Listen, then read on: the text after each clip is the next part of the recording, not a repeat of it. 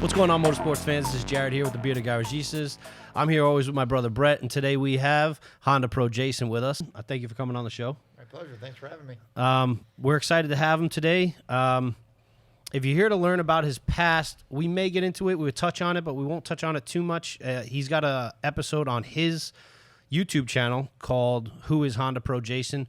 And if you really want to get to know his past and what he's about, that's a great way to do it. I appreciate you for directing me there. I learned a lot about you. I figured if you couldn't find it on your own with that title.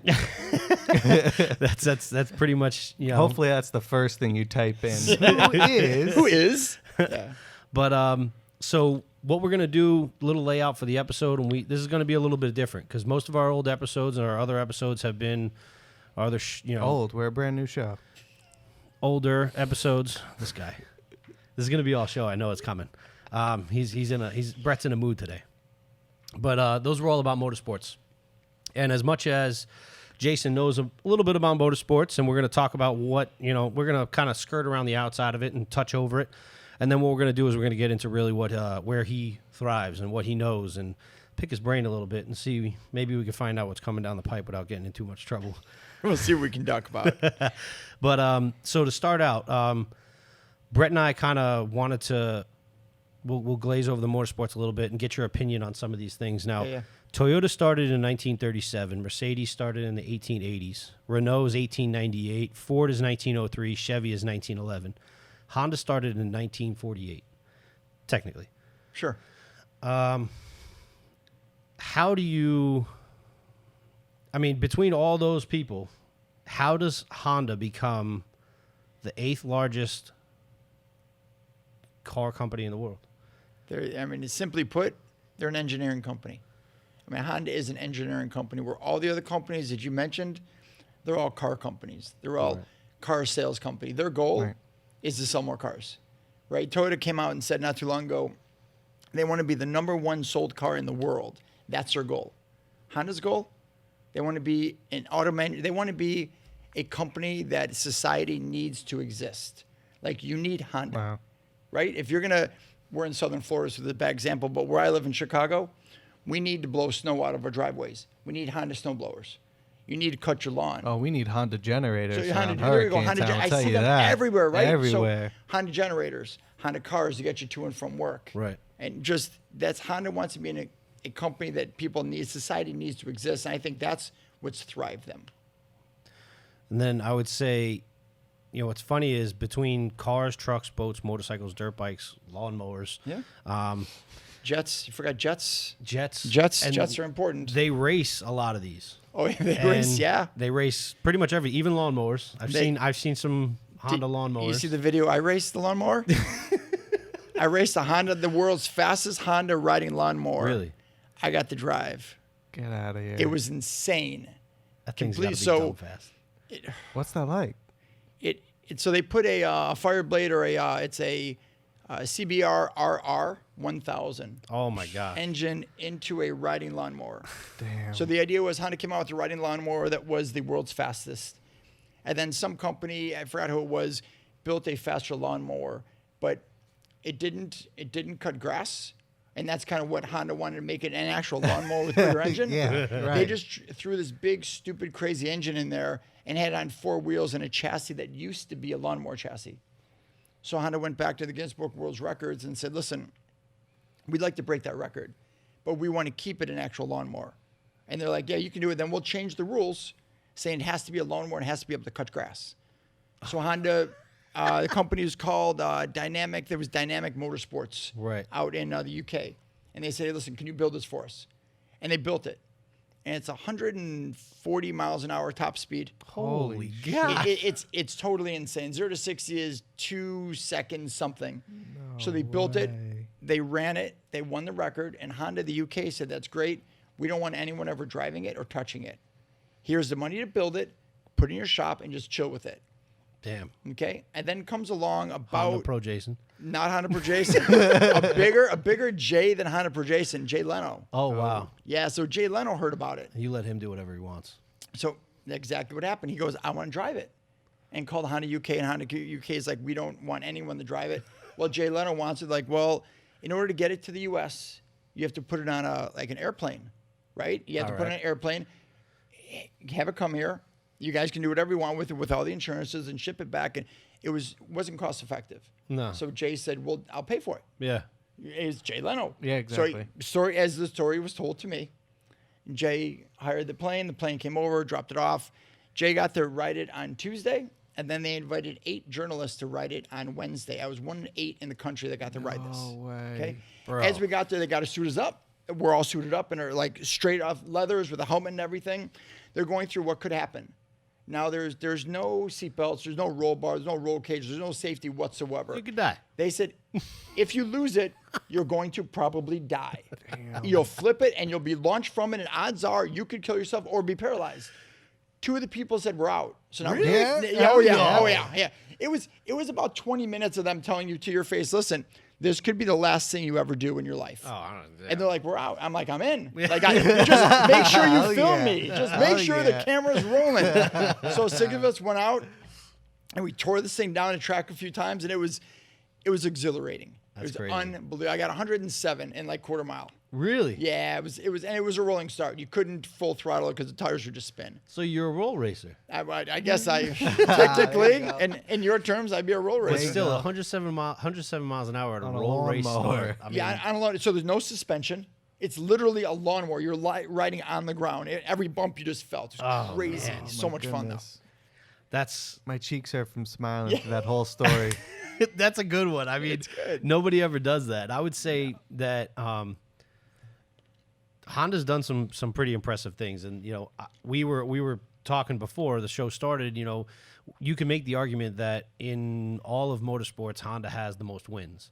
And what's funny is before the show, I was looking that up because I was like, man, Honda's in everything. And the more I thought about it, even with the lawnmowers, the boats, the trucks, the cars, I was like, they got to have a ton of wins. So people made some things like Ford with the Ford Cosworth engines and some of the engines they've built and things like that. But I think I'm safe to say I think Honda has the most wins, because especially with MotoGP and stuff like that. But Right, totally. yeah, they got to be up Formula there. One, Indy, like all that kind of stuff is Right. crazy. Back in the day, back in the 70s, there was a racer, and I don't remember his name. He was being interviewed, and he said, "You know what the scariest word in motorsports is today?" And they said, "What?" And they said, "Powered by Honda." That is the scariest word in motorsports. And they were all surprised, but they could do no wrong back then. Well, I mean, when you said, Honda's an engineering company, they really are. And Brett and I have been kind of scratching our heads because they were also the first people to kind of mess around with the hybrid electronic cars. Yep. But they're not in Formula E. I would have thought that they'd be all in Formula E and with those electric cars running around the world. I don't know enough about it to even say. I hope so. I hope I'm hoping it gets there. I would love to. I'd love for them to. Yeah. Yeah, they're the first ones to bring a hybrid to America. Right. Well, I just want them back in a formula in Europe, right? Because they were in Formula One. They bowed out. The year after they bowed out, Braun GP wins on a shoestring budget. You know about this? I've heard the story. And then now it's Mercedes, which has dominated the whole modern era. So I think Honda's definitely going to come back. They're going to I'd come like back to see big. them back there. Well, I know they still are huge into racing, pretty much everything except, and they got their engines in Honda now. I mean, in Formula One now, but you have some of these, Hondas that are naturally aspirated running 8 seconds at a quarter mile, and the new FK8 runs like a 12, I think. Yeah, so I just saw that the naturally aspirated on YouTube. Guy had it that's running 8s. First, yeah, It's crazy. 1320 had that video. that's unreal. And I was like, my God. Unreal. But yeah, and now that with the turbos, yeah. now that they're coming out with turbos, it's crazy. The tuners are loving it. Do they still? I know Honda produces in America. Do they only have like a section that's produced in America? What do you mean a section? Like, do they have like just the Civic is produced here? Like some of the other companies. what's made here? What's Some of made the- here? yeah. So they make the Ridgeline, the Pilot, the Passport, the Odyssey is all made here in Alabama. They make the Accord and the Civic in Ohio and Indiana, and then for cars, I think that's it for continental United States. And we have plants up in Canada, and then they have plants in Mexico too. If you're North America, Are they the largest non-domestic company that is in America? they you make think? more. Yeah, they make more cars in America than any other Japanese car company. About 8 or 9 years ago, they became a net exporter, which means they export more cars to other countries that are built in America than they import. Really? And none of the domestic cars are net exporters. So how do you Only feel that they're always referred to as an import? It pisses me off. Can I say pisses me off? Absolutely. On this You show, could can I say pisses me off? whatever you want. Because it pisses me off. Because I mean they're in my eyes, I understand that they came from a Japanese, I mean they're a Japanese culture. Their roots are Mr. Honda was obviously Japanese. Right. But to me, they're a domestic company. They research and develop cars here. They build cars here. They sell cars here. They export cars from here to other countries. The NSX, the only supercar right now built in America. The No Ford way. GT was the last one. It's not built in America anymore. It's crazy. Get out of here. What? So why? All right. So you're upset with it calling it an import. If you call that, not that I'm upset, it just kind of like I get a little bit of a twitch because I'm like, people are like, oh yeah, Chevy's domestic and Honda's import. Not really Honda. I don't know the exact stats, but I'd be willing to bet that Honda builds more cars in America than Chevy does. The most American truck in the country by parts, you know what truck that is? Most American truck by You're gonna parts say the in Ridge this line. country. Ridge line. You're I gonna hope. say It's the the Ridge Ridge line. line. Damn it. It is like 98.9% American products. Really? Now it's like, and That's rough. what that happens is it's the suppliers. So yeah, the Ford F-150 and the Chevy Silverado, whatever the Chevy is, they're American made, right? But they take a lot of parts from other countries Right, because it's right. cheaper. Right. Yeah. Honda doesn't. They keep the parts here, and they do that across the whole world. But the price of the Honda doesn't go up. But the price, right? But what goes down is their margins. So like a Ford 150, if they make 10,000 a truck, like if you look at Ford, they always have these billboards say $15,000 on an F-150 now. 15,000. Can you imagine their markup? It's got to be massive. Honda doesn't do that. Honda's Right. markups, 8%, 7% on their cars. That's it. Is Or in that their why trucks. imports have become cheaper to repair than domestics There could be a good reason because the parts are already here. are already here? Yeah, parts Because are that already here. used to, a couple decades ago, that Oh, was it's total opposite? Yeah, for sure. That's crazy. That is crazy. I don't. Ooh, my bad. Wow. Ooh, that's rough. Professional, see? Don't roll your eyes at I'm me. going to make sure, but I did. Yeah, I got mine. And I put my do not disturb just in case. Oh, see? Real Yeah, professional. but he's been doing it longer. I've been doing it a right? while. Yeah, he's been doing it a little bit. I will say that I think irks you saying that it's an import. Irks me that we don't get a lot of the toys that they send overseas. So here's what Have happens. overseas, yeah. People say this all the time, and they sit here in America and they're like, man, Japan and Europe, they have all the cool stuff. They have all the cool toys. I go to Japan and Europe 4 or 5 times a year. Guess what they say? You guys have all the cool toys in America. They don't have the Odyssey. They don't have the Ridgeline. They don't have any real SUVs or pickup trucks, and they would die to have them. Wow. So we're That's over here surprising to saying, hear. I didn't right? think It's about that. interesting. Yeah. We're like, oh yeah, they've had the Civic Type R since '97, which is like the only real like unbelievable thing they've had. Right. Sure, they have a palette of colors. Like if you go over there and buy a Honda Civic, you can choose like 35 different colors. Really? And neon inside, and a lot of them are built at the manufacturer for you. You Wow. Okay, so basically it's like a order custom them. order. It's more of a custom order, not all over, but more in Japan than anything. Right. But they only have, like in Europe, Europe only sells the HRV, the Honda Fit or the Jazz, whichever country you're in, the CRV, and the Civic. That's it. That's your lineup. And before the HRV, that was it. Like they don't sell the Accord.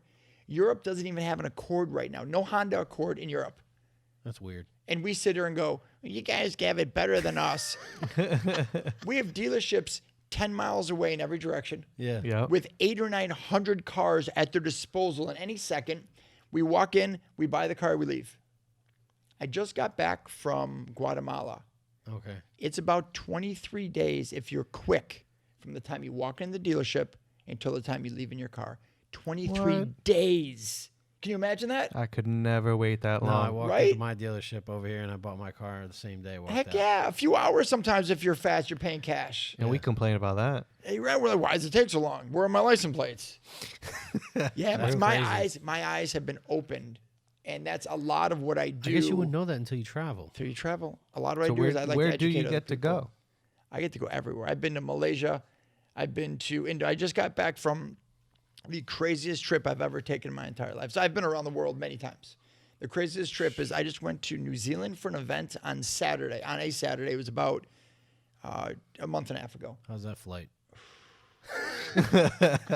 That's rough. Yeah. Yeah. It was rough. It was a long flight. Yeah, I could imagine. I arrived there on Friday late afternoon, early evening. I had an event on Saturday. Yeah. I left there Saturday night. I flew to Indonesia for an event on Sunday.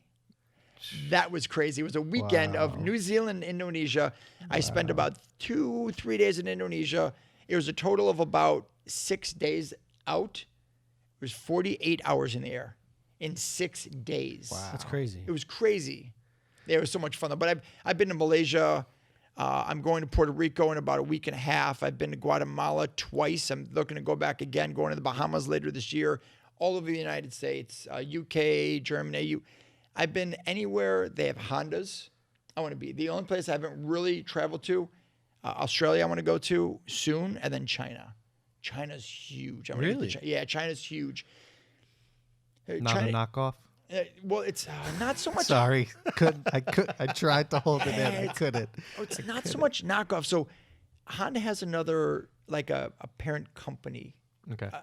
I shouldn't say that. Maybe sister company in China that sells for them there. Okay. Oh, They have okay. the same thing in They Indonesia. work in the system.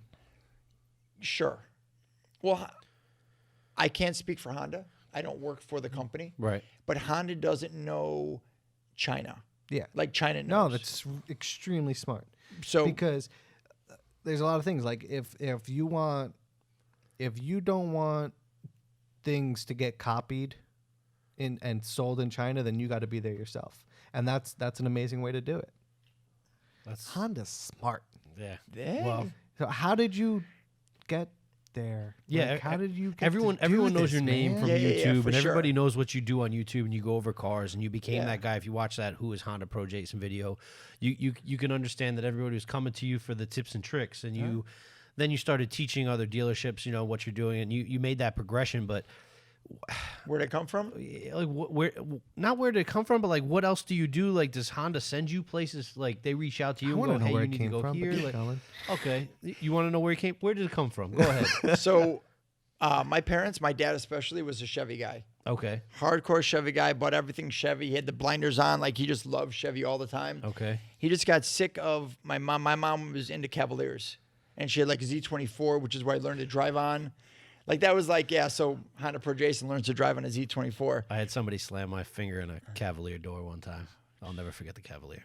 Go, So- I'm sorry. I don't need to- Cavaliers bad had memories. a tendency in the snow and the ice of spinning. Yeah. Oh yeah, like a top. So, right. So my dad was sick of it.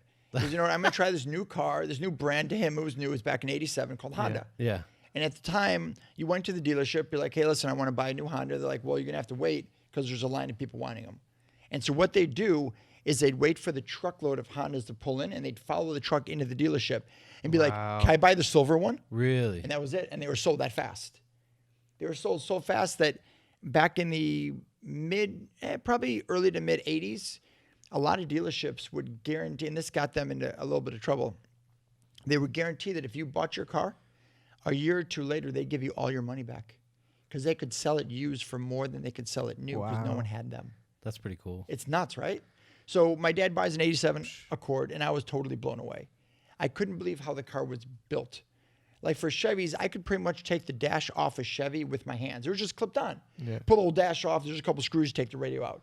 This had screws everywhere. Yeah. But what was amazing to me is you couldn't see them.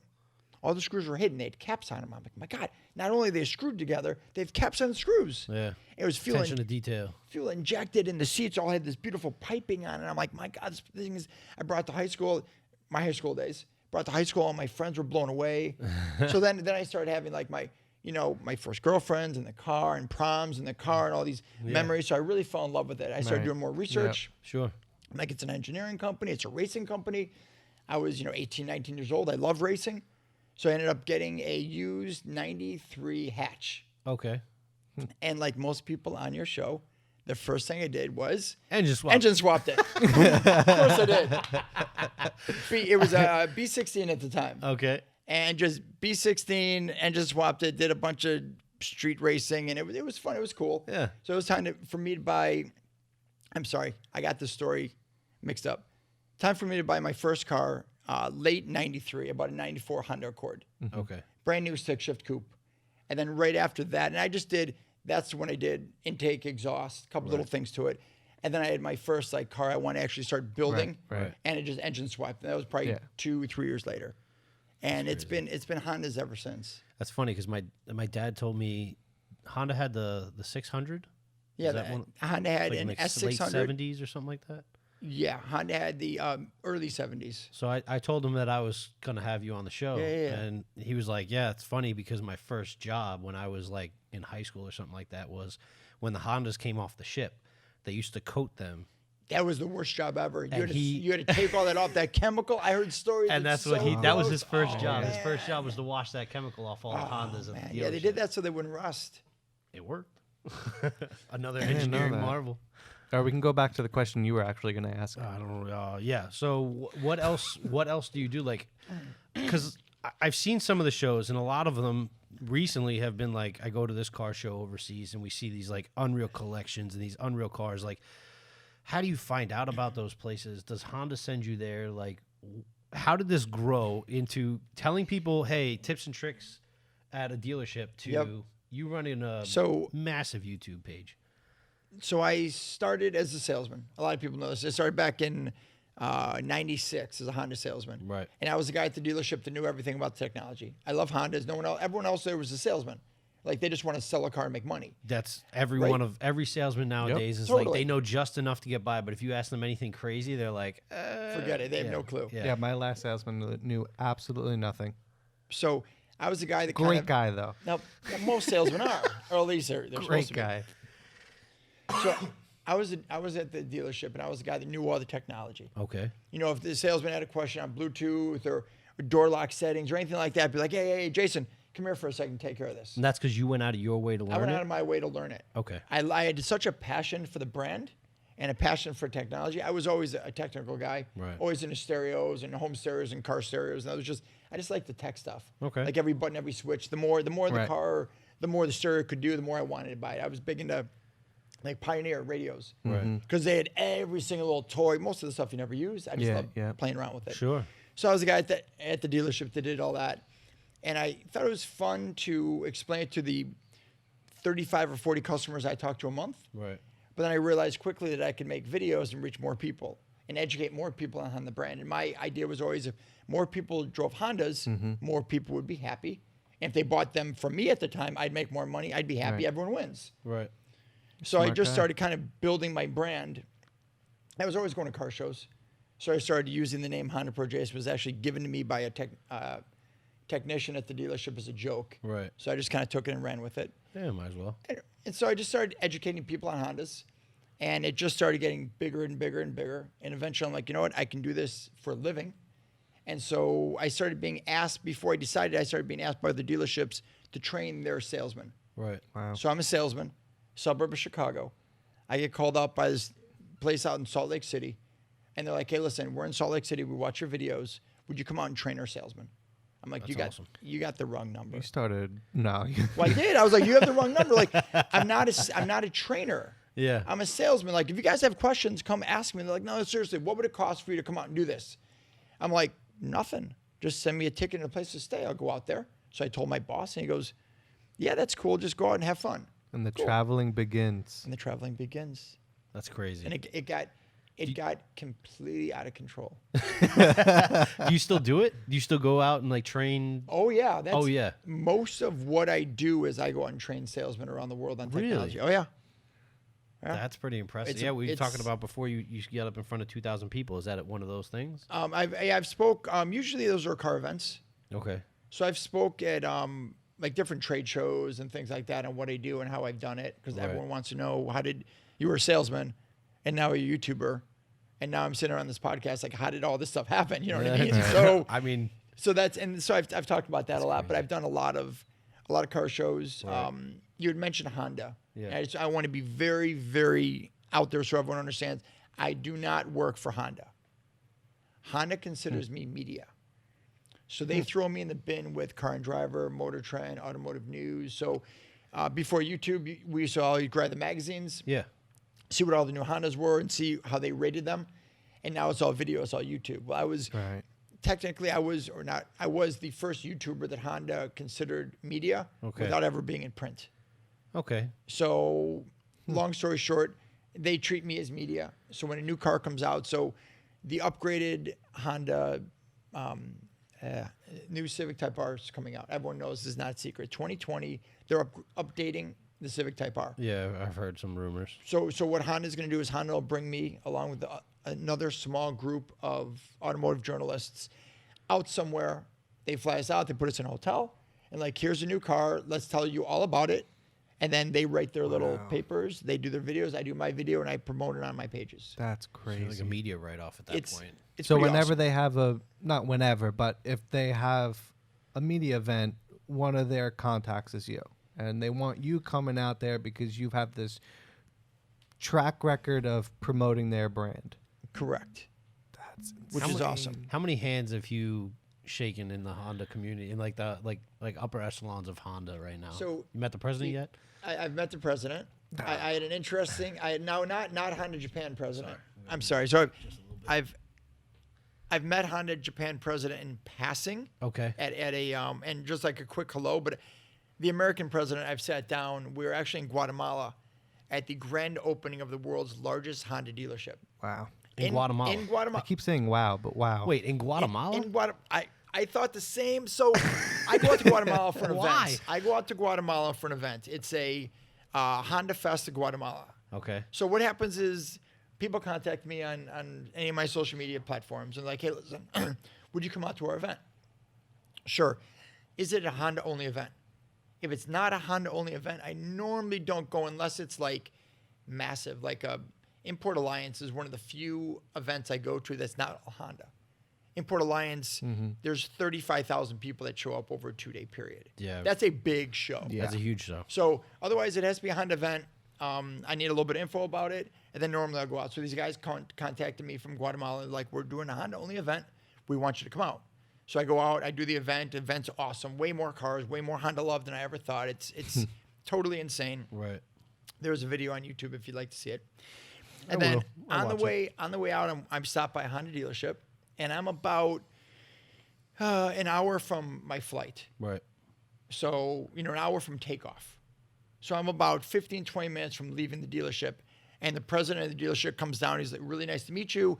Have you seen our new dealer, our new dealership? I'm like, no, I haven't, but I have a flight to catch. He goes, it's going to be the world's largest. I'm like, okay, that's really nice. Like, I appreciate what you said, but everyone's the world's largest. Yeah. Like in racing, everyone's the world's fastest. Yeah. It's the world's fastest, but I meant 4-door on methanol with a 180-pound guy in it. Oh, the world's fast, right? I mean, right? Yeah. On street tires, but they have to be 32 pounds. And it's like crazy. So this guy was like, it's the world's largest. I'm like, He goes, it's going to be 8 stories. I'm like, what? So? He goes, 8 stories. I'm like, Whoop. I got to see it. Where is it? He goes, it's about 4 blocks down. So I jump in this guy's Integra Type R, right-hand drive, and we're down the street. We get there. I'm like, cool. I go, we have about 15 minutes max, and I need to go. Yeah. He's like, cool, no problem. So he goes into, it's under construction.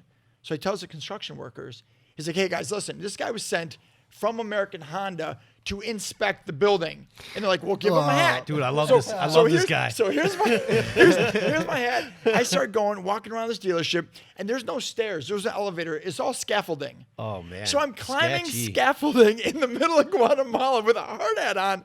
It was totally insane. I spent a solid half an hour there with one of my most favorite videos I've ever done. It was insane. So we leave there, and we're driving crazy all the way to the airport. Yeah. I get to the airport. I get through security. I hear them. I don't speak Spanish. I hear them saying something in Spanish, and then Jason Richmond, which is my last name, Diez, gate Diez. I'm like, I'm gate 10. And then they say it in English, your plane has boarded. Last call, Jason Richmond, gate 10. I'm like, oh my God. So I get there and they're like, I'm sweating and sweating. Like, you just made it. I go in, I shut the door, they leave. So fast forward about 8 months later, they're done building the dealership. Yeah. They fly in, and the American president of Honda, they fly me in and a bunch of other corporate guys. And we had some time to sit down and talk about the dealership. And all right.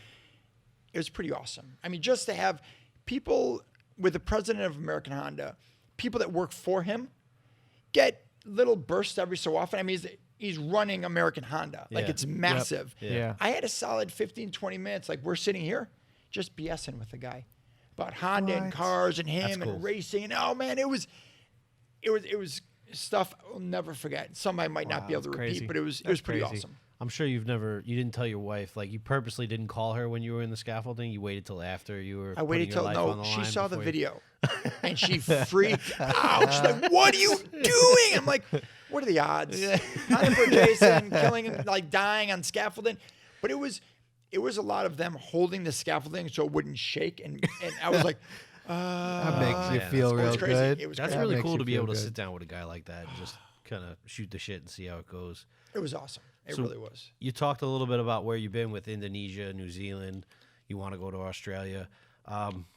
What are the shows like out there? They're on another level. Yeah. They really are. I mean, the love for the brand, it's crazy because the love for the brand out there is so much different than in America. Okay. And I don't know if it's just they don't have as many shows. Like here, if you start in California, there's shows every weekend. Right. Like literally, you can see a show and they can be almost all Honda shows. lot of the almost same every cars. weekend. A lot of the same cars, but they're every weekend people get together. When you get out to Europe and Asia, they have events that are maybe every other month, sometimes once or twice a year.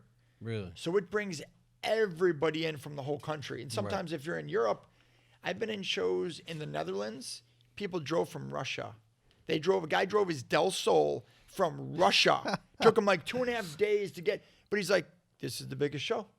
How could I not be here? And I'm That's like, crazy. dude, you come out here and I tell people, oh, yeah, I'm going to be at a show. It's going to be so-and-so here. And they're like, oh, dude, that's like an hour from my house. I'm not going to go. It's too far. I don't want to drive that far. Dude, And that's drove how you 2 end up. days. And that's how you end up seeing the same cars over and over again. But that's what we have now. The only like, you know, I want to touch on it a little bit later, but there is one show down here that we've praised on this podcast that brings in a lot of Hondas and a lot of cars that I've never seen. But Okay. what about? I've been to 3 or 4 shows out here, and there's 2 more that are on my list of must go tos. So we'll talk about. What are that the later. What are the ones that you've been to? Yeah. What? Okay, how let's would hit it. I mean, what's right? What's the ones that you've been to down here so far? What are the ones you're going to? What do you think about our car scene down here for Hondas? So your car scene is, for me, very similar to California. Okay. And I say that because you can drive your cars all year round. Mm-hmm. When you get into like New York, the Midwest, some of the areas that have snow, we Right. have to build a car that's a show car, and then we have to take more money and have an everyday car. You Right. guys don't need that. Our roads are so crappy that we have to be real careful where we drive and how we drive our show car. Right. Out here, you guys have your show car, which is your everyday car. California, your show cars are, so you guys only need 1 car. We need to build 2 cars, so the expense is much higher. Right. That's why I think you see much more cars here in Cali. The events I've been here that I really loved, Cars and Coffee at Palm Beach. Huge. But you can't, unless you go there, you can't even get the scope of how epic it is. That's true. And there's normally a really good Honda crowd there. I didn't bash on it in an older video. We had a video with Eddie. He drives a Subi actually, but we Yeah. talked about it because he's a videographer. I'm a photographer. Okay. So looking at it from that standpoint, and somebody who's pretty much lives at the track and always seeing race cars, you can, like, for us, we go to Cars and Coffee and we like, and maybe it's because we're so close, but we see it. I've been there a couple of times and I'm like, that's good enough. If I go, once a year, twice a year, I'm happy with that. There are people that go every weekend and that's their thing. So I haven't bashed on it, but I think we definitely take it for granted because it is the biggest Cars and Coffee out there. So It's the biggest monthly Cars and Coffee in the nation. I'm gonna probably say the world, because I don't really think anyone else outside of us really does Cars and Coffee. I think we kind of did it here, but so Cars and Coffee, Acura Honda Classic, okay. which is a great show. Yeah. Put on by a great group of guys, and they love Hondas, and some of the cars there are just stupid. They're just so nice. Yeah. On my list is H2O. Okay. I just talked to the guy Kev that does H2O. That's on my list for later. And then Dream Fest. Yeah. Oh yeah. Dream Fest. That's the show that I was telling you. That's a where big show. Yeah. It's November though, like November 22nd or something. Coming back for it? I'll come back for it. Yeah, 100%.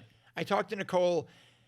I will go on record now and say, yeah, I'm 100% come back. Hey. We're working on a couple There we things, go. but I'm committed and I'm 100%. I'm going to come back. I'm on that. telling I'm you, sure sick. we'll be there. Yeah, we're already plan on being there.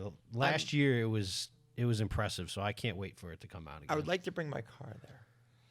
Do it. So my car's only been in Florida twice. Oh, that's not enough. You definitely need to I come need to again. come back more, Oh, right? yeah. Yeah, of course. So that's definitely on here. What we want to talk about is that car. My car.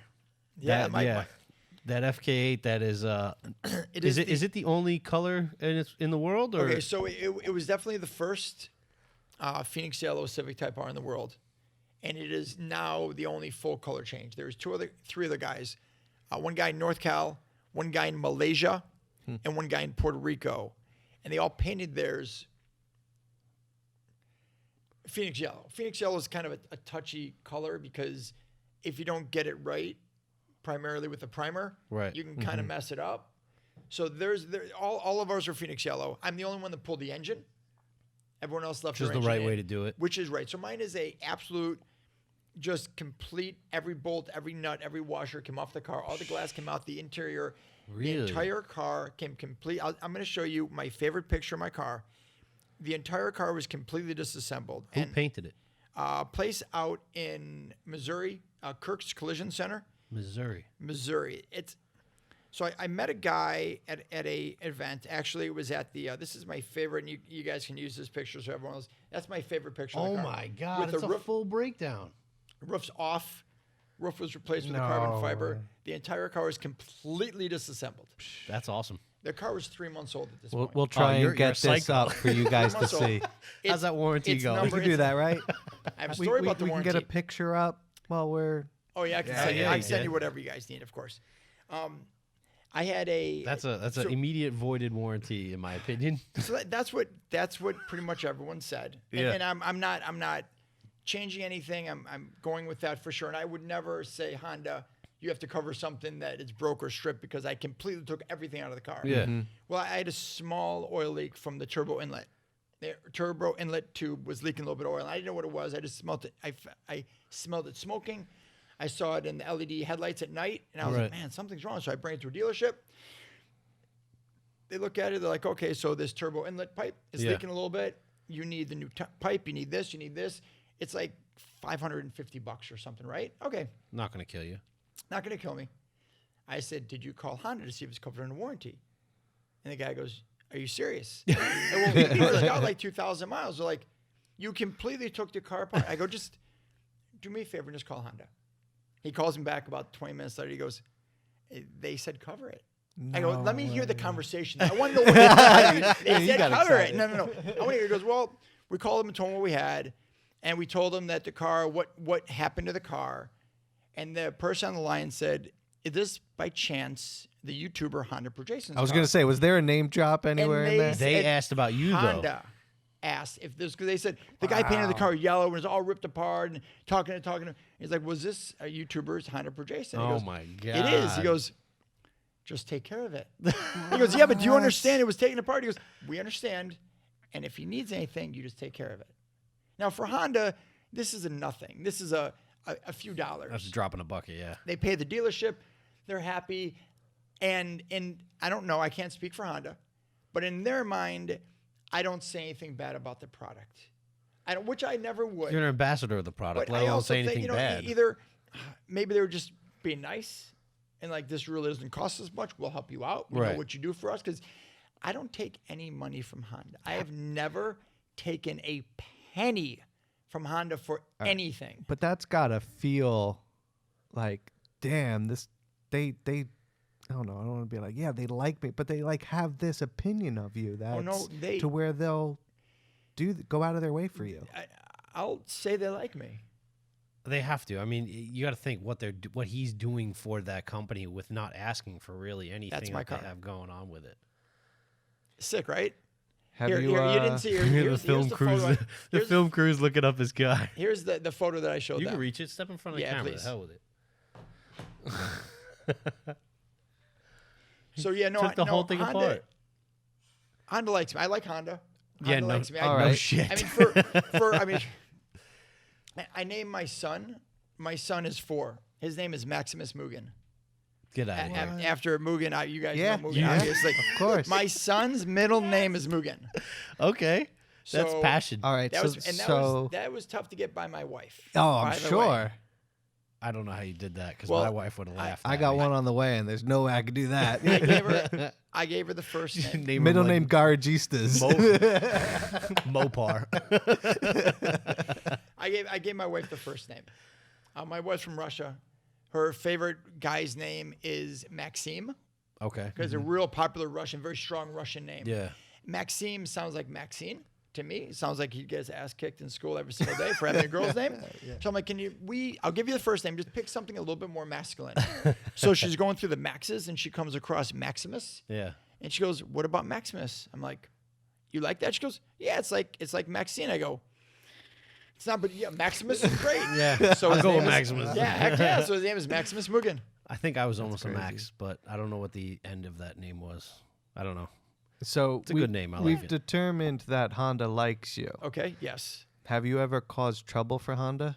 No, we're gonna go back to the car because I have some more questions about his car. But yeah, you can answer that. You can answer that one. Have you ever caused trouble for Honda? I've caused a little bit of trouble. What at the very beginning, when I heard news about upcoming products, I was so excited about that news. I wanted to share it with everybody. Right. Like I was just like, oh my God, you wouldn't believe the new Civic, the new, I don't know, CR-V. It's going to have a turbo. It's going to be a 1.5 liter turbo. It's going to be amazing. It's going to get better gas mileage and better performance, and it's going to be a new package. And well, when you say stuff like that before Honda announces it, so Honda has a reason when they announce things. So Right. when they make an announcement about a new vehicle, they wait in like the global strategy. This isn't like every single time, but they pretty much wait for the product to diminish at the dealership. Because if they come out right now and they say, listen, there's a new, I'm totally making this up. There's a new Civic coming out. And the Totally Civic, disclosure. the Civic is totally making this up. the Civic is completely electric. And you can drive 100,000 miles on one charge, Right. and it's going to cost the same as a regular Civic. No one's going to buy the current Civic. They're all going to be like, whoa, we're going to wait on this one. Yeah, yeah, Absolutely. So Honda very carefully waits until, the supply is diminished, so it won't cause issues. If it does cause They issues, wait for the opportune time. need a little money back, whatever. But there were a couple times where I opened my mouth and I shouldn't have, and I might have cost Honda a lot of money because people stopped buying that product, waiting for the new one to come out. That freaked me out. But in hindsight, that put me on the radar of Honda corporate because they had actual meetings about me and what I did and how I did it, and if they should take me out the legs I don't think so. or if they should just let me go. No, think about the people That you're shows touching. that I'm- yeah, I'm- that I am, shows but- your reach. You also have to understand something. I don't work for Honda. Yeah. And I know more than a lot of the people at Honda know about Honda. Because I don't just talk to the corporate guys. Yeah. I talk to the people in manufacturing. I talk to the people in R&D. I talk to the people in the UK in manufacturing, in Japan, in the US, at Honda Jet, in Honda Motor School scooters, at Honda Power Equipment. Your phone must ring off the hook So- all day long. I know a lot of people, Does and his I'm due connected with a diligence. lot of Honda people. So when Honda looks at me and they're like, wait, we don't own you, and we can't really gag you in any way. You could let out any secret you wanted at any time, and I don't really know what they could do. Maybe sue me, whatever, but they couldn't really stop me from saying it. So how do they approach you? Yeah, but my thing is like they're probably gonna reach out in that area. They're gonna reach out to you and be like, hey, can you not do what you just did? Because we still want to kind of use you as a media outlet. That's exactly what happened. Yeah, they they were reached out smart. and they're like, hey, listen, you know what? And they explained to me how that affects the company, which was the most important thing to me. If they just came at me and they're like, hey, dude, listen, what you said about that car, you can't say it. We didn't announce it yet. You can't just spread rumors, so stop it. I'd be like, stop. Like, you can't tell me what to do. I think that, yeah, with I'm all, a YouTuber. Yeah. I'll pump my chest. But because they explained to me, like, listen, this is what you're doing to our business. And this is why. And if you care about, which I do care about their business, I want course. them to succeed. Right. I'll be careful next time I do that Right. and ask more questions. And that's what I'm doing. I think that's every facet of life, though. If you tell somebody the why behind something, Totally. they're more motivated to do what you ask them. I agree. So that sucks, but you gotta feel a little like I did that. That was me. There's been a few. I was the first one in the world to announce the FK8, the Civic Type R, coming to America. I announced it on April Fool's Day. Ooh, you savage bastard. That's what Honda decided for some crazy reason to announce it. That's so weird. And I was with Honda, with one of the corporate guys, and I announced it with him, which was crazy. Oh, my God. And everyone was like, oh, it's an April Fool's joke. I know. I'm like, no, dude. It's for real. Really? Like, Honda corporate standing right next to me, and they're saying it. That's so crazy. Like, it's nuts. I want to go back to the car because I want yeah, I want to I- know what you put under the hood. I'll talk about that car forever. So- I absolutely love that car. You removed the roof. Why? Couldn't you just So- paint the roof? I could have just wrapped the car. You could have just wrapped the car. I could have bought a Civic Type R and just wrapped it. But you're Honda Pro Jason. It's weird when other people say that because it's just strange. So here's my thing on painting the car, and I'll get into the roof, which is the same reason why. If I wrap the car, and I went to an event like Cars and Coffee Palm Beach, there are people, let's just say half an hour to 45 minutes away, they'll be like, oh, dude, I'm going to go and see you and see your car. Like, it's wrapped. It's really cool. It's an Right. FK8. I want to go see it. Yeah. Now, if I completely disassembled the car and repainted it, cut the roof off, and put a Cybon carbon fiber roof on, now I've had people come from 4 or 5 hours going, we just want to see it in person. Like, we can't believe you actually did it. This is one of a kind. We want to drive further to see it. So that obviously makes my persona bigger, but also helps the car community, car culture, and the car shows. Because now more people are coming to the show to see course. my car. So Yeah. it's a bigger draw. Did you let people know that you were going to be doing this? 100%. And yes. how did that go? I got tons of hate mail. I got hate mail. I got hate email. I had people like almost threatening like my security and my family. Like, Oh my goodness. yeah, if we see you, we're gonna hurt you. I don't understand. Like, that's for me. Like, People love Honda, People man. love it. Honda. you didn't have the first one, did you? First FK8 in America? No. The first FK is sitting in a dealership in Michigan. It's blue. It's serial number 00001. So if it was that one, I'd be like, all right, don't cut the roof off that one. And I wouldn't cut the roof off that one. which is the reason why I chose not to get a championship white. Because Really? I wasn't going to take away a championship white from the world. Okay. There's only so many. So you selected Right. one that was kind of a normal. Did you have plans of doing the paint before you bought the car? Yes. Oh, you already knew what you wanted. Oh, I knew exactly what I wanted. So Honda. So here's the story. And this is a story I've never told in public before. You guys are the very, very first people to hear the story. Ooh. Yeah. Love that. Another bearded Garagistas special. I asked Honda for an FK8 for free, And they laughed at you. and they agreed. What? They said, "This is the deal. We'll give you a car for 2 years. At that time, we want the car back, but here's the catch: you can't modify it." You can't tell someone that loves modifying cars and lives on YouTube. You can't I don't want that. No. Yeah. And they're like, well, the car, and then they pull me back. They're like, well, we don't get it. You don't need to modify this car. We're giving you everything in one package. What could you possibly want to do? I It's go, a Honda. I want to paint it Phoenix yellow. There you go. And they looked at me and they're like, what's Phoenix yellow? I'm like, I can't. Like, What's I, Phoenix yellow? Right now, I can't. Yeah, because they didn't. The people I was talking to didn't understand the importance of the color Phoenix yellow. The Yeah. importance that Phoenix yellow was only done on the Type R. It's obviously an iconic Type R color used on the Integra Type R they don't use it and the anymore. original. Right, they don't use it anymore. Yeah. Let's just leave it at that. They don't use it anymore. That's a soft spot? It looks like it bothers you.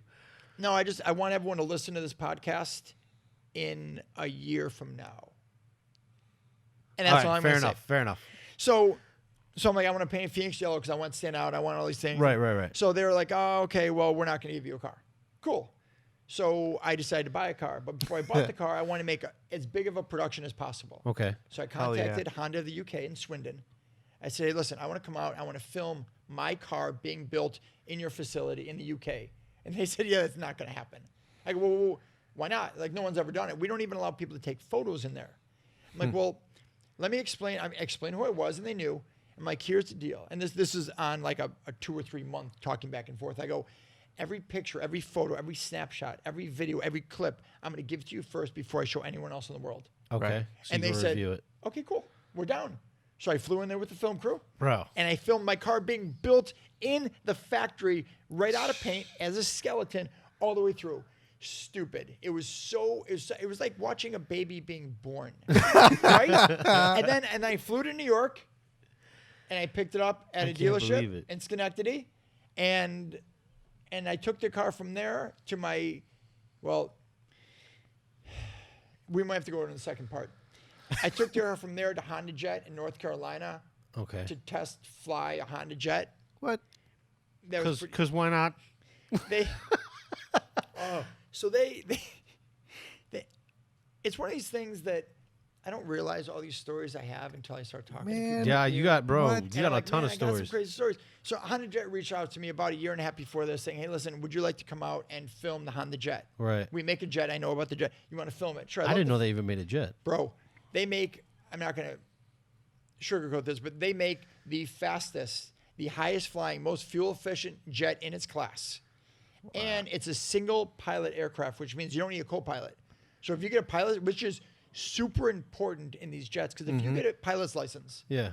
you don't want to have to find another guy with a pilot's license to co-pilot. Right. You just want to jump in your jet, take your family, take your clients out and fly. Yeah. Right. That's what the Honda Jet's so awesome.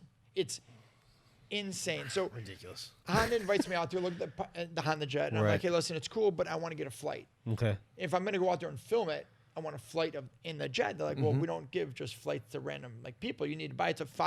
At the time, it was $4.2 million jet. We can't just let you get a Well, flight. how in much it. does a fuel cost? Let's go. We'll make a little deal. Nice for us. So they're like, well, we can't do that. I'm like, cool, I'm not going to come out and fly it. Or I'm not going to come out and film it. And about a week and a half later, I get an email, you've been cleared for flight. I'm like, oh, man. I took my chest up. I told my wife, that's unbelievable. Like, man, that's insane. I can't believe it.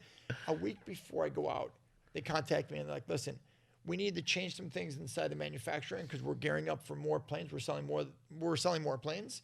So we can't offer this to you anymore. I'm like, when can you again? Like, I told everyone I was going. They're like, we don't know when. Every month I contacted them. Are you ready yet? No. Are you ready yet? No. Are you ready yet? No. Finally, yes, we're ready. Awesome. So it landed perfectly. I picked up my car in New York, drove it right down to Greensboro, North Carolina.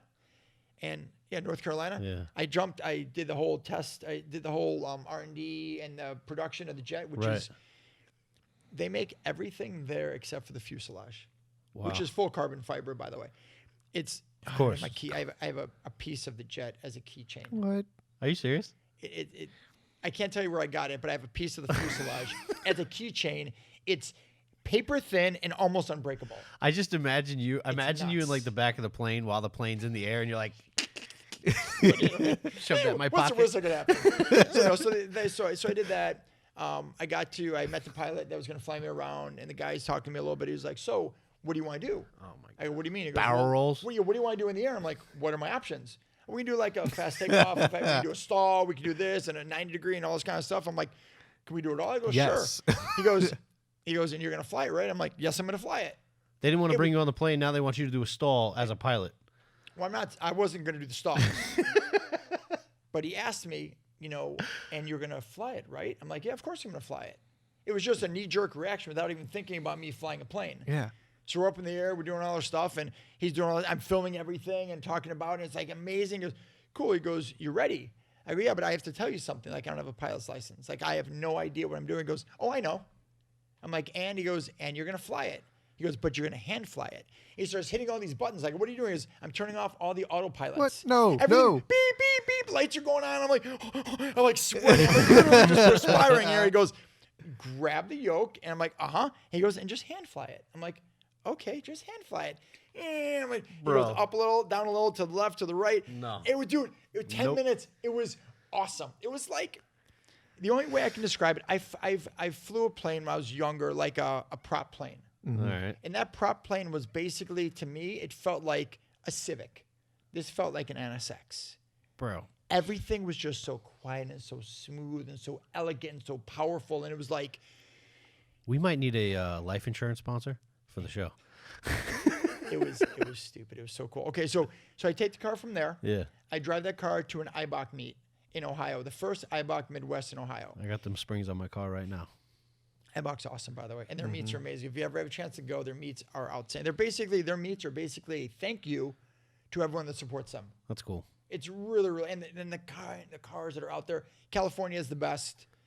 Florida has really good ones. They do one in Orlando coming up. You should really go. I think you'd love it. All right. And if you guys want, I can talk to the organizers and see if you guys want to pod there.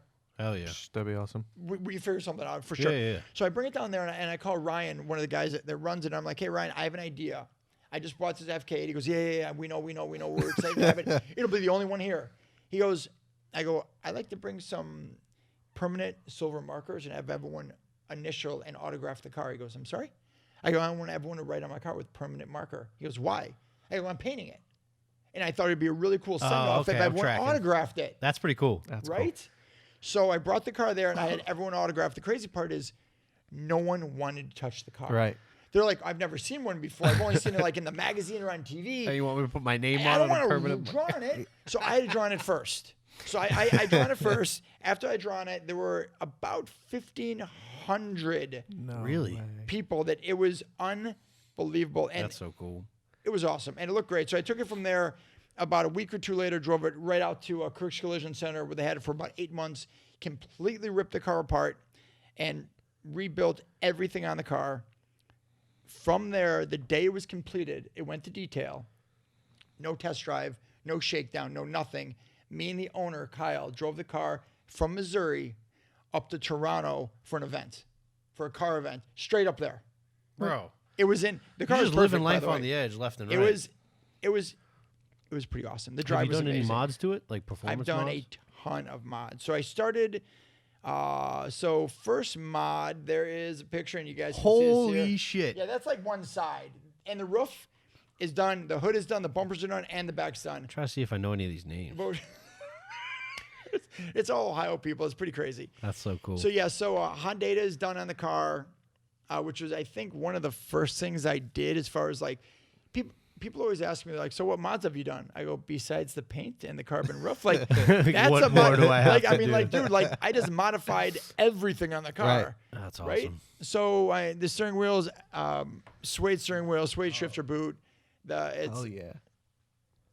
Honda's computer. Now I'm running an ethanol blend, Okay. so it's a 40% ethanol, which is amazing. All right. Honda is about to put in their new injector system, their new fuel system. I shouldn't say injector, the new fuel system. So that's going to put me right over 500 horse to the wheels. Wow. And that's going to be to the front wheels. I have a system I'm picking up in California. A company developed about a year and a half ago, a company called Orbis. No. They're rear wheel No. electric hub assemblies that'll make the car all-wheel drive. Oh, no. That there are 75 horsepower a wheel. What? So For real? for real. No My way. car was at SEMA 2 years ago, and then last year. 2 years ago, it Yeah. had the electric wheels on it. I haven't driven it with the electric wheels. Road and Track drove it, and they said it was insane. Really? Yeah, so it makes the car all-wheel drive. So that's going to go on the car. Holy shit. Wheels, no suspension other than Spoon Sports. Rigid collars are done. Okay.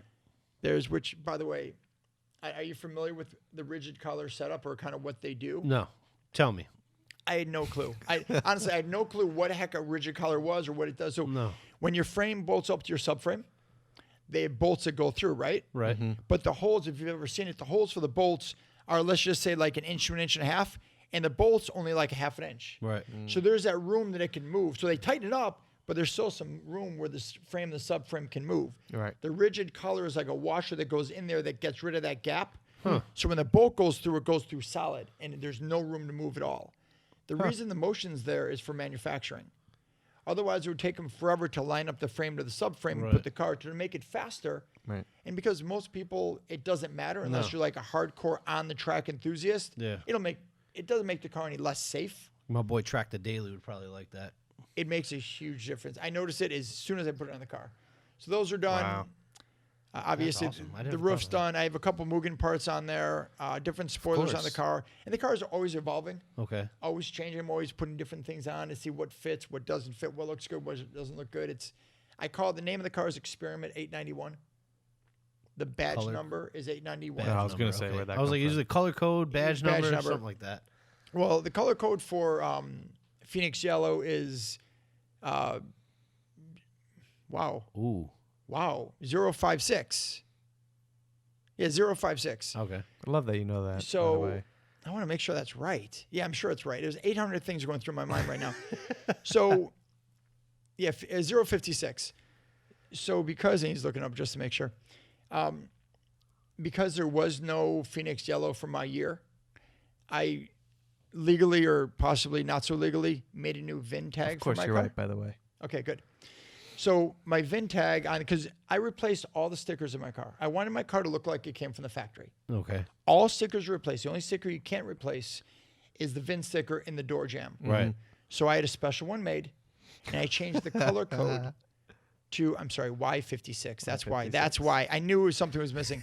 The color code, 56. the color code is now HPJ Y56. Honda Pro Jason. Honda Pro Jason Y56. So it's 100% my car, like That's pretty cool. built, which is awesome. That's pretty cool. I Yeah. don't think I have ever said wow so much. And I'm literally sitting here saying, don't say wow, don't say wow, don't say wow. And then I go, wow. I'm like, shit, I said it again. Well, we said a couple of things because we'll stick to the car. Do you think that the FK8, like nowadays EGs, EKs, Yeah. old Integras, like they've become like the heartbeat of Honda pretty much. Racers want to have them, collectors want to have them, show cars want to have them. Do you think the FK8 is going to be as sought out? I think it will be as a show car, but as a race car, do you think they're still going to be as sought out? What is your opinion on that? I mean, just because they're heavier, probably not. I mean, the EGs and the EKs are great because they're light. How much is the FK8? 30, almost 31 and a half. Yeah, so it's Okay. like 3,100 pounds. That's a lot. So it's For a it's race car. It's a lot for a race car. Yeah. I mean, people have stripped them out and done things to them, but it's still, the FK is really more of a show car. I mean, it's a race car. I'm not taking anything away from it. Right. But I think in years and years, people are going to go more towards like Honda Fits. Okay. They're going to build, That makes build sense. on chassis that are lighter. Right. Passport's making mounts right now for the Honda Fit for a whole bunch of different engines. So people can do engine swaps. People are doing the 1.5 turbos in the Honda Fits right now. There's an Insight that goes to Dreamfest and drag races. A Honda Insight.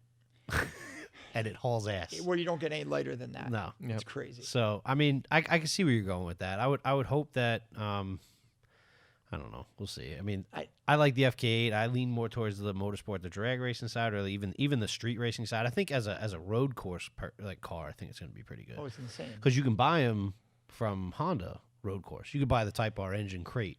You can, And then yes, I also know you can actually purchase a race Type R from the factory, right? correct. From Honda factory.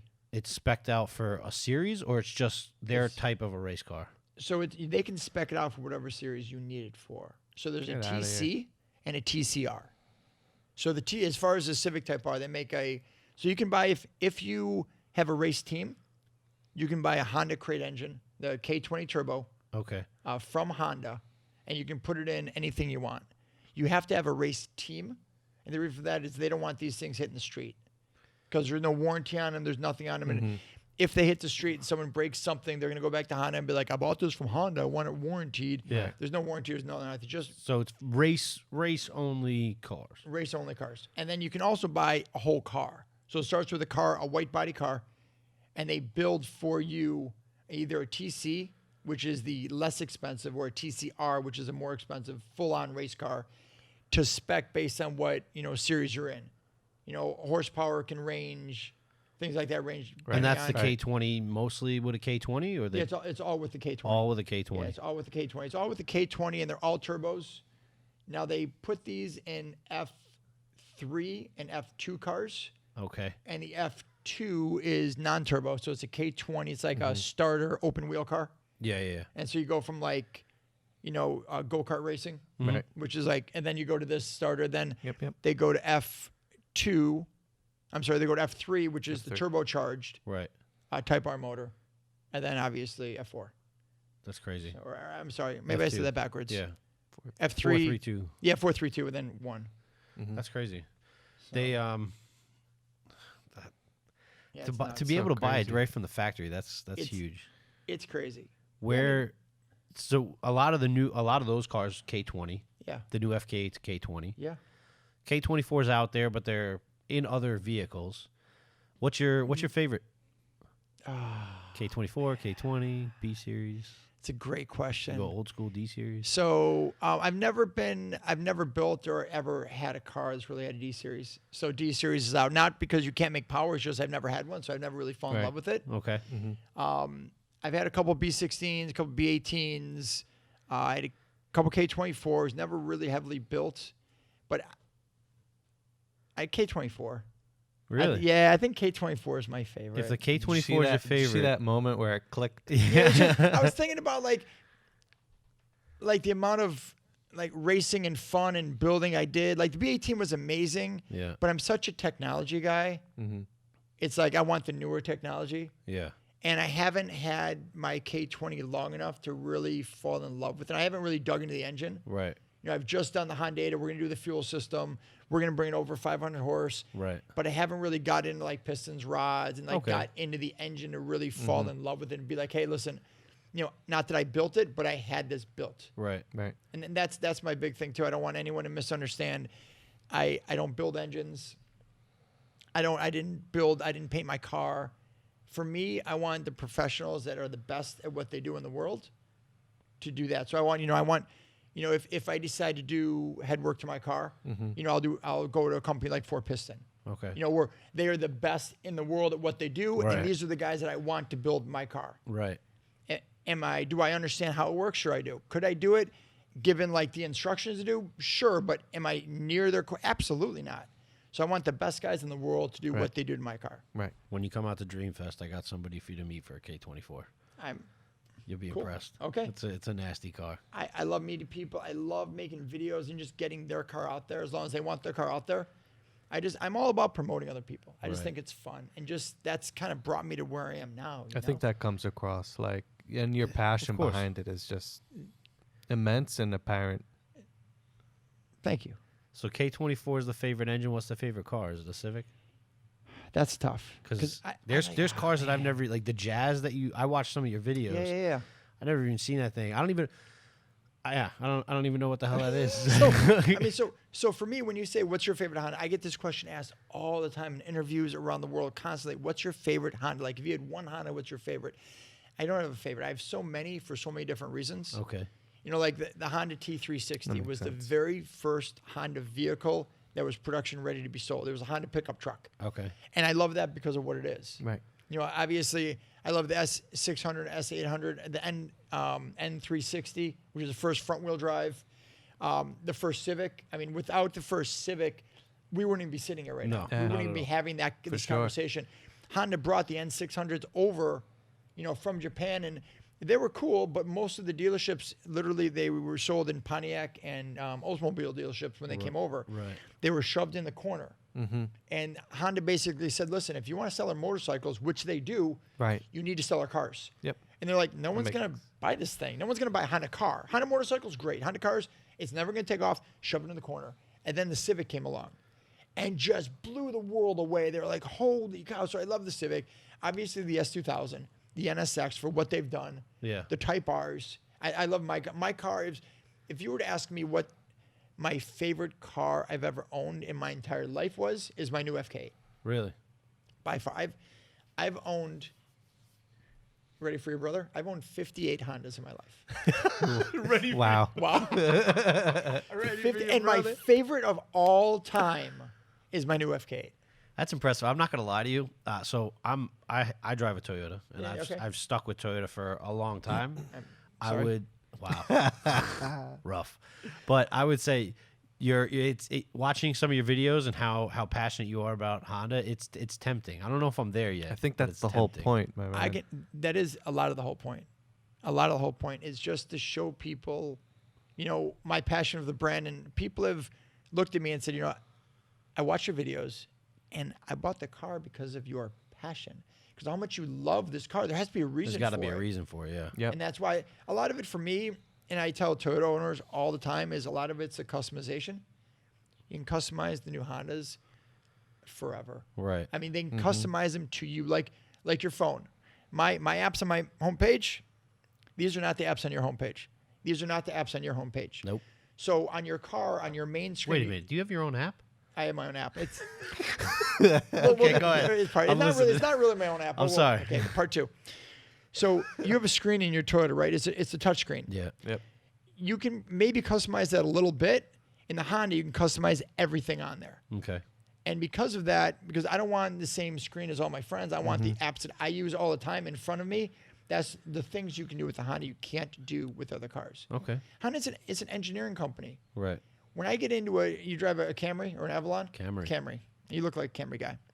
If I had 10 It's an minutes, XSE Sounded and it's like an lowered. I don't know what's the problem. It's a 2019 Camry XSE and it's lowered. It's nice. All right. Whatever. 10 minutes on a Honda Accord 2019, just to show you the engineering that went behind it, you want to trade it in your Camry. Who's showing it to me? You Me, or a regular salesperson? Me personally. Okay.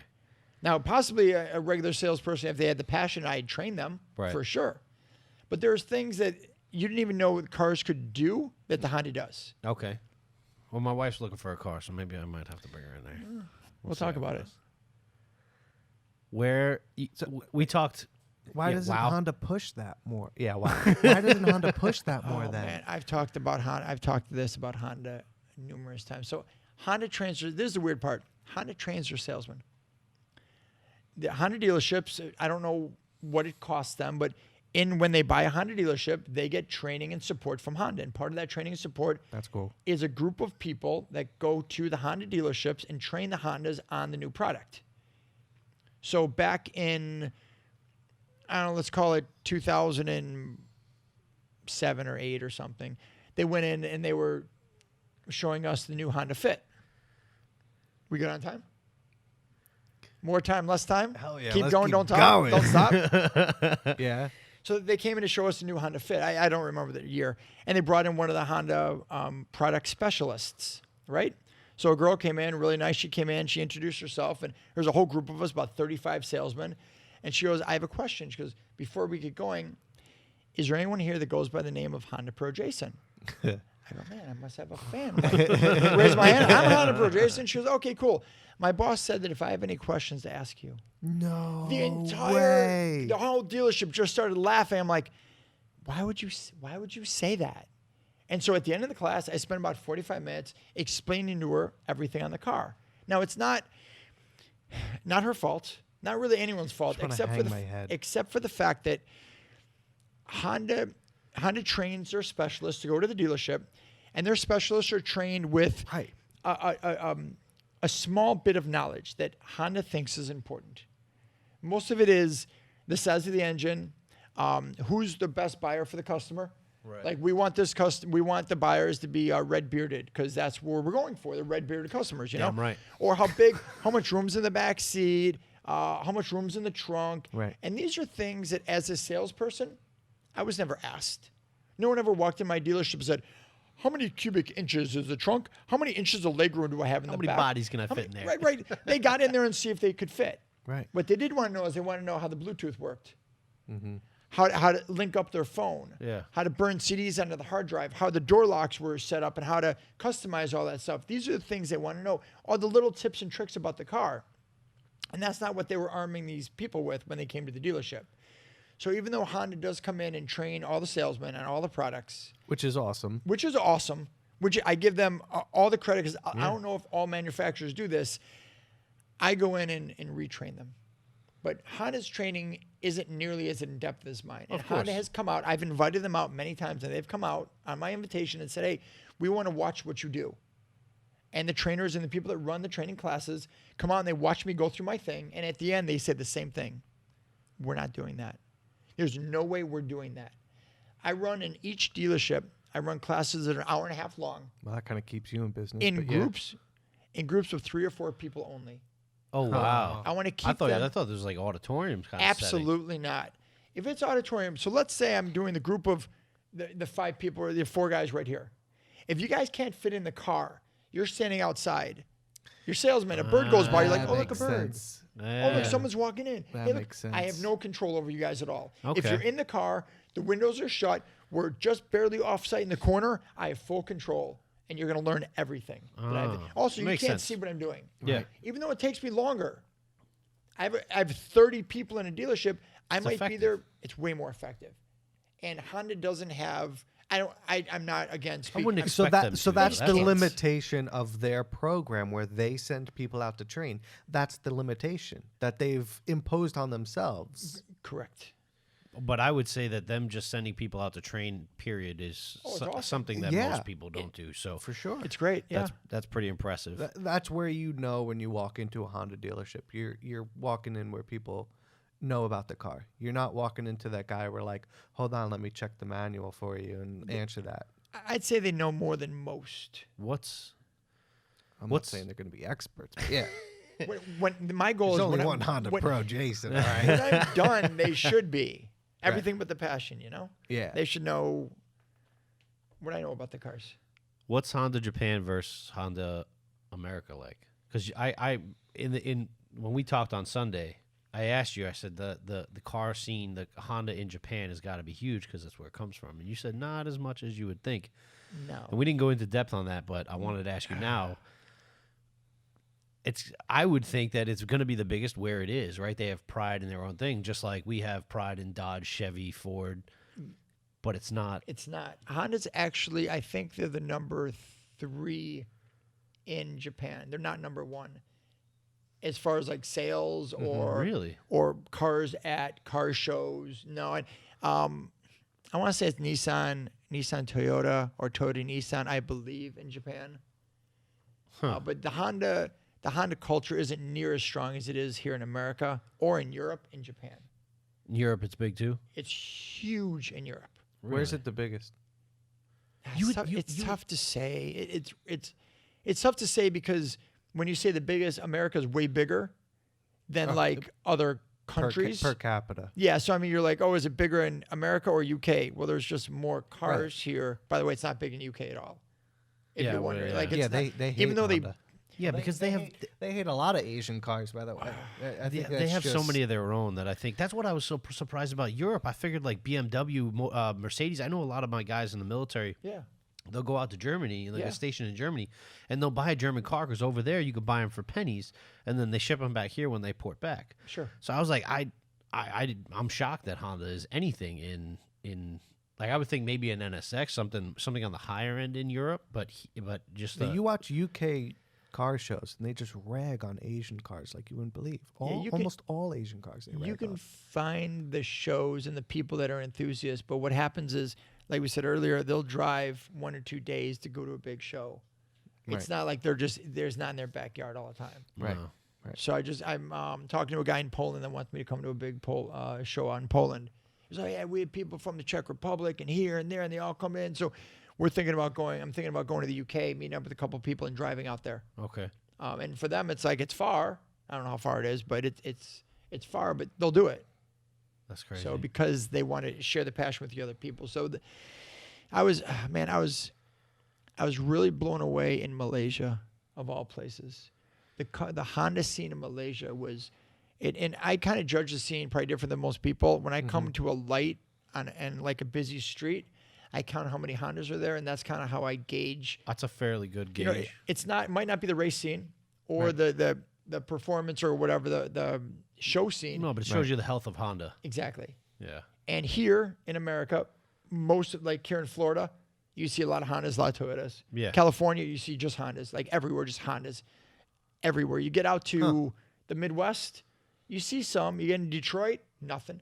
Yeah. You could be sitting in Detroit in downtown, and you can count on one hand in like 6 hours how many Hondas drive by. That's crazy. It's great. In Boston, it's all Hondas. Not surprising, but crazy. Well, and I lived crazy. in Hawaii. It was all Toyotas, so kind of They have some infatuation with Toyota it out there. depends. Yeah, totally. Even the police officers drive Highlanders. Really? Oh, Yeah. That's crazy. Or like Forerunners. A lot of them Okay. run Forerunners. So Well, a lot of that might be Toyota.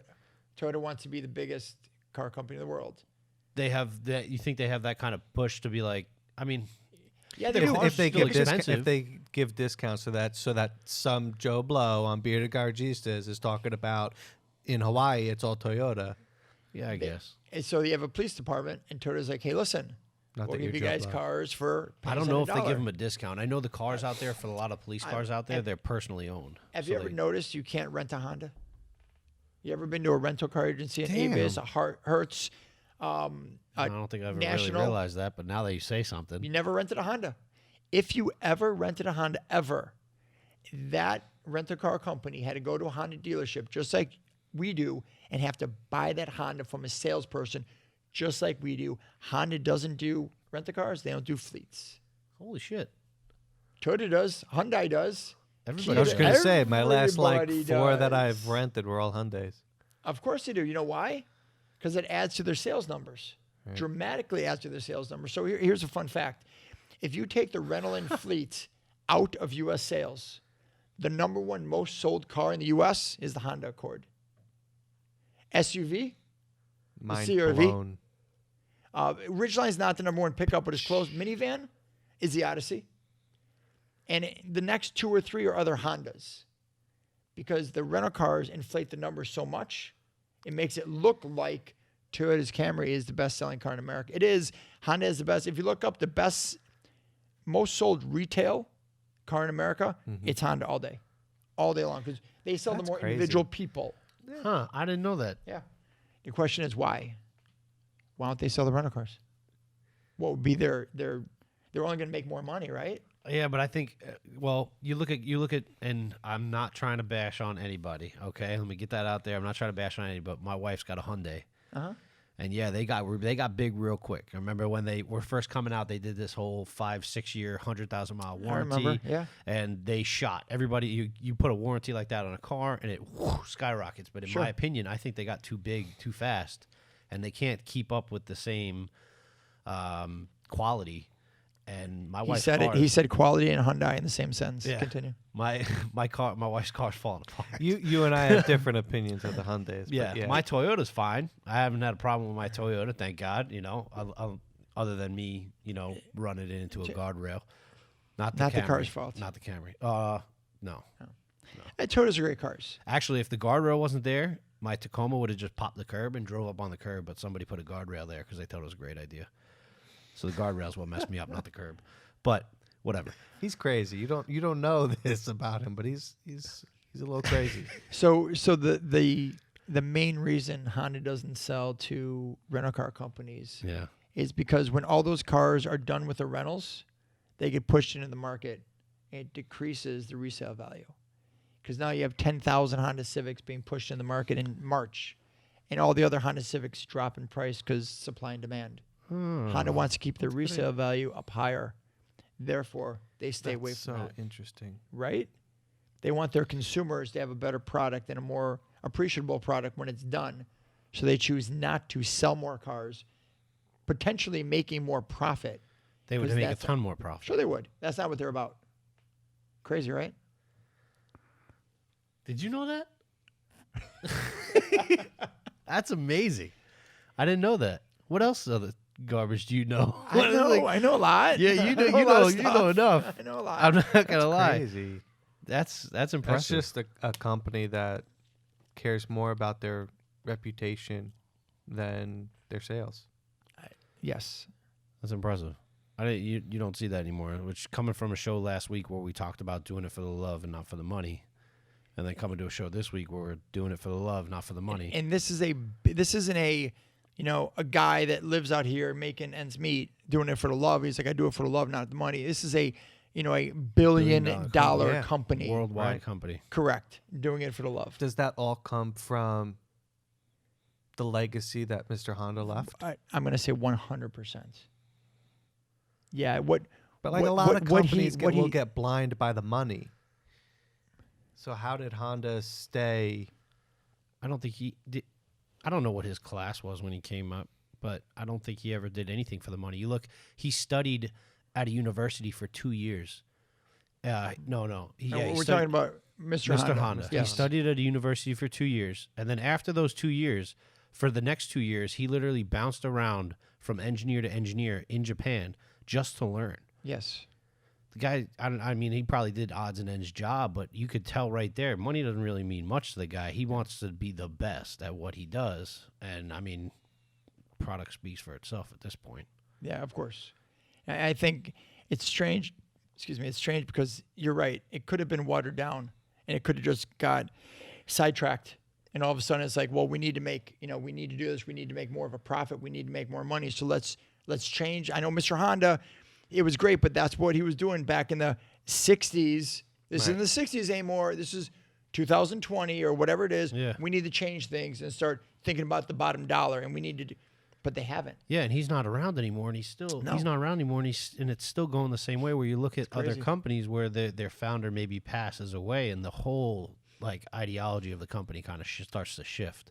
That's most, by the way. Most. That's what happens to most companies. Yeah. So if you also look into history, as far as profitability and making a profit, and not going into you go into the black, right? When you lose money. Yeah. Honda is the Going only to red when you lose money. red. I'm sorry, black when you make money, red you lose money. Thank you. Honda is the only car company that's never gone into the red since its existence. Most car companies went in during the recession That's amazing. when they all went bankrupt, went crazy. Yeah. Toyota's, every manufacturer's done it except for Honda. Bro, a car company like that. Yeah. That impressive. It's crazy, Coming right? from a motorcycle manufacturer. He started doing motorcycles, man. That's Engines. unreal. They are the largest combustion engine manufacturer in the world.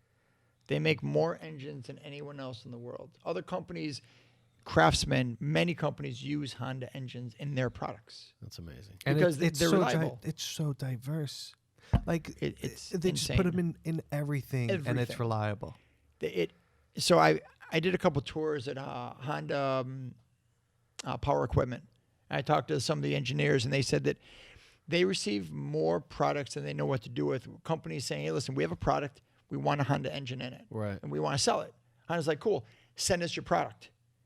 And they said some of the stuff they get would you would easily lose limbs. You'd lose, it's like the most insane stuff you've ever, because the idea is they send Honda the product so Honda can give it them the better. right engine, not make it better. Give them the right engine. They're not doing other people's stuff. Yeah. But they find out, they're like, listen, we can't put an engine in this. There's no way. Right. But they have to turn people away. It's insane. That's but awesome. companies like Craftsman, a lot of large manufacturers that know Honda engines are super reliable. Yeah, they'll last forever. And people in the business will buy a product because it has a Honda engine, because it has Honda red, and they're like, oh, that's what I want. That one right there. That's pretty cool, man. Yeah, I mean, you've shocked me for an hour and 30 minutes. So I've this time I have nothing more, but I'm sure next time when you come back for I would love to come back. when you come honestly. back for Dreamfest, Yeah, or for sure. even Catch up. before you leave in April, we'll get together and We can touch base. We'll talk about IBOC. We'll talk about Dreamfest. because I want to talk about IBOC. I want to Yeah, talk about for sure. I mean, now I can. You're gonna be pleased when you get to Dreamfest. They have a lot of cars that come out there from a long ways away. Okay. A lot of cars that I don't normally see down here in the car scene. Yeah. They got good racing that comes out. A lot of good cars. I need to get more into racing. You do. A lot of my fan base is like, we want you to cover more racing. Here's the problem with me in racing, is that I don't know enough about it to speak eloquently, where I'm like, oh yeah, this guy and then Ghost Boyaki and then these guys, and then Humble Performance came out with, and if I do something, if I speak about something, I want to make sure that I'm 100% accurate and I know what I'm talking about. Well, I I hear would you. say I don't know enough. I'm a That's why lot. I'm a lot like that. I'm kind of like, I would say there's big races that are like that bring out the racing from a digs, the guys that trailer their stuff to the track, and those racers you're gonna see on like H Day, Sure. like in Maryland, and those big races there. And you'll get those here. You'll get trailered cars here too, but you're down here in probably like the sweet spot of race season is February usually, because that's the start of race season pretty much everywhere in the world. Yeah. And that's when you start getting some craziness. So you got on the 1st is Clean Culture down here at PBIR. So Moroso, where Moroso used to be, it's Palm Beach International Raceway now. Okay. So you got Clean Culture comes out there, and then there's a Street Warriors, who's one of our sponsors. They run the racing. It's a lot of roll racing. They Okay. roll race because it's less pressure on the car, less things break when Sure. you're going from a roll to, the momentum's already going, so there's not as much pressure on the car. What speeds do they usually like go So up to? Is it like a highway type thing where they just like they'll start. You can choose at some of these events. If they're fun runs, you could choose a 20 roll. You Okay, could do cool. a 40 roll. nice? If you go to, most of them will 40 roll in, and they'll range anywhere from 100 miles an hour to MPI has a GTR that will do almost 200 In what? It's not a in quarter a mile. quarter mile. Now, my question is what? My question is, so they roll way before the green. So what happens is they start way back from the line. Okay. Right? There's no where the water box usually is, where they burn out the tire. They don't do that. Okay. So because if they left that there and they come through it at 40 miles an hour and then they jump on the gas, They're the just car's gonna going go sideways, right. So what they do is they roll it. They start way back, in the staging lanes almost, and they'll roll up at 40 miles an hour. If you go to a like the International Roll Racing Association, which is on the 22nd, we're actually broadcasting from that event. Okay. You should come out to that. Yeah, check yeah, it I'd like out. to. It's the first professional roll racing organization in, I think, the world. The world. Yeah, it's pretty impressive. What's the date? February 22nd. I'll be in Puerto Rico. Ooh. Next one. All right. Next one. There's 6 yeah. races throughout the calendar, so you can come to any I'm one of down. them. But they roll in at 40. What they do is there's one guy that sits by the green, by the line, the starting strip, and he has a speed gun.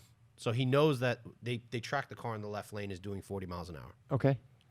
Based on what that car is doing, the other car has a responsibility to stay close and stay at approximately 40 miles an hour. So they try to stay as close to squared off as possible. Sure, of course. But in that time, you got people spooling, brake boosting, doing whatever they can to get their car going. Okay. And then if that person sitting at that thing sees 40 miles an hour, they're pretty much even, hits the button and the light turns green. And as soon as you see that green light as a racer, Just nail it. go. So you got cars that will go from that at 40 miles an hour and cross the finish line at 200 miles an hour. Yeah. Right? So That's awesome though because they're doing this on the highway illegally, so you might as well give them a spot to do it legally. that's the point. That's I the love whole it. point of it. thing. Absolutely. And this is going to be the 3rd season for IRRA. But you have Clean Culture as the first. Okay. I believe it's the first. With Street Warriors doing the roll racing. On the 15th is TRC Street Kings, which is a show, roll race, and drag race. So after they do the roll racing, they wet down the water box, they bring the drag cars, and the drag cars go from a launch. They go from a dig. And then you have International Roll Racing Association, which you definitely should come out. This season's going to be a hell of a season because the first 2 seasons it was kind of catching speed, kind of coming up. sure. People were starting to hear about it. Got a lot of nice new cars coming out this time. The system too. They're perfecting the system. They've made a lot of changes to the classes. So the way they break up the cars is by trap speed. You can't run down the racetrack and everybody cross the line. Usually by drag racing, they go by ET, right? How fast they get down the track. Sure. Roll racing, it doesn't work that way. There's no way to really tell that. So what they do is they go by trap speed, how fast they're going when they cross the finish line, and then they also go by who finishes first. So what they do is they break it up. I think it's like, I got to really look over the rules again because they changed them this year, but it's like 119 and below will be in one class. 139 to like 120 is another class. 159 to 140 is another class, and then you have unlimited, and they just go at it. But it's the same as all other races. You play with those, right? You want to be the top of your class, but not go into the next class. Correct. It's kind of almost. It's like any sport, boxing or whatever Right. it is. You want to go right to the top, but not go. Yeah, it's almost like bracket race where Sure. you don't want to bust out of your class, but you want to be the fastest. But what's really cool about mostly there are some people out there that do that, and that's fine. That's part of the racing, and I'm sure we're probably going to get to that on the podcast on the 22nd. That's fine. But there are other people out there, and the true like racers just want to send it. Okay. So what a lot of them have done, I talked to Sean Yearwood. I know JP's building a brand new car, so I don't know what it's going to come out with. Sinclair, a lot of those guys, Eddie, what they've done, Terrell, they've built a car that they think at a certain horsepower, like they won't put in this part because it'll make too much horsepower. So they'll actually tone it down and put in a different part. Sure. That'll kind of they'll be able to go full send, but still not break out of the class. A lot of them are doing that. Got But it. then you got the other ones that are like, the car probably should be in like class 2, but they're racing in class 4. And those are the kind of ones that get to the end, they're like, trying to get across. Sure. Which I don't really 100% like that. Okay. But it's I the point of- don't. I know you don't. But it's the point of winning. You know what I'm saying? We had this argument a couple episodes did. ago. Okay, no, I so. can see it. I can see But that. That's the gist of roll racing. Okay. And then you got, your regular digs, which some of those cars that come out for that's usually Aki runs from a dig most of Yeah. the time. I haven't seen him roll. But they're different things for different people. But yeah, you definitely need to get into the racing time. I'd love of it. to. So I'd love to, yeah. a lot of roll racing going on in February, and there's digs on the 15th. Love Okay. to see you at the track for some of those. I Very mean, cool. there's going to be a lot of Honda guys come Yeah, out. we'll keep in touch for sure. It'll be fun. It's Awesome. definitely the time of year to be in Florida. Yeah. Nice. Well, appreciate you coming on the show. My pleasure, bro. We did this for a My long pleasure. time, but Heck yeah, I no, loved it's it. awesome. This This was was a good great. one. I Thank definitely you got to guys have very you come much. back. I'd love to. It was a This pleasure. was- Yeah, this was fun. It was fun just to sit back and kick it and tell some That's stories. it. That's the goal, man. Yeah, yeah. So again, we appreciate you coming on. Just like always, check out Honda Pro Jason on YouTube. You could check out beardedgaragistas.com. You can check out our YouTube page. Please subscribe. Help us out. Subscribe on the Patreon, podcast. comment. Patreons, comment on everything. Email us if you got any questions. If you want to come on the show, if you're an artist, we're still looking for those. Always looking for people to get out there. Just really appreciate you guys supporting the show and supporting the channel, and appreciate you for coming on. My I'm pleasure. Really, Can't believe I it. had a blast. This I really is did. It was a awesome. lot of fun. So thank you guys. all right, man. I'll see you guys later. Peace. Peace.